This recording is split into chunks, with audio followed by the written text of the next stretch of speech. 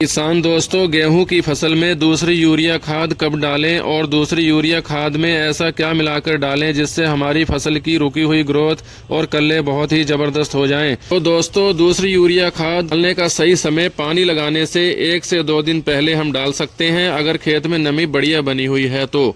अगर खेत में नमी कम है तो पानी लगाने के 4 से 5 दिन बाद भी यूरिया खाद का उपयोग आप कर सकते हैं। मतलब कि दूसरी यूरिया खाद यह पहली यूरिया खाद डालने के 15 से 20 दिन के अंतराल पर दूसरी यूरिया खाद डाल देनी चाहिए। और दूसरी यूरिया खाद में हमें लेना है 1 बैग यूरिया और साथ में कुछ जरूरी माइक्रो न्यूट्रिएंट्स, जैसे कि इस समय हमारे पास है मल्टीप्लेक्स कंपनी का आयरन और मैग्नीशियम। तो इनकी डोज हमें लेनी है 1 से 2 किलोग्राम प्रति एकड़।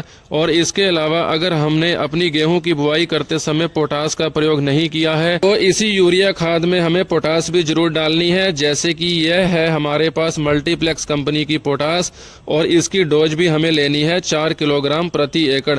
बाकी आप किसी भी अच्छी कंपनी का पोटास इस्तेमाल कर सकते हो, सब कंपनियों के पोटास अच्छा काम करते हैं।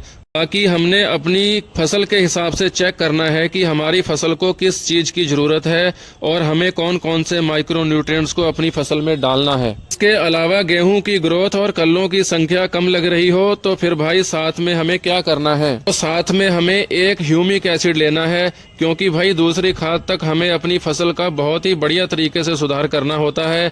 और इसके अलावा अगर अभी भी फसल में पीलापन ज्यादा दिखाई दे रहा है तो फिर साथ में एक फंगीसाइड भी इसी खाद में जरूर डाल देना चाहिए, जैसे कि आप ले सकते हैं थायोफिनेट मिथाइल या फिर मैनकोजेब प्लस कार्बनडाजिम। इन दोनों में से आप कोई भी एक का इस्तेमाल इसी खाद में 500 ग्राम प्रति एकड़ के हिसाब से कर सकते हैं। इन सभी को अच्छे से मिलाकर हमें दूसरी यूरिया खाद में छींटा दे देना है, जिससे दूसरी यूरिया खाद के उपयोग के बाद हमारी फसल में ग्रोथ और कल्लों की संख्या बहुत ही तेजी से बढ़ेगी। इस प्रकार से हमें दूसरी यूरिया खाद तक अपनी गेहूं की फसल का अच्छी तरह से सुधार कर लेना है।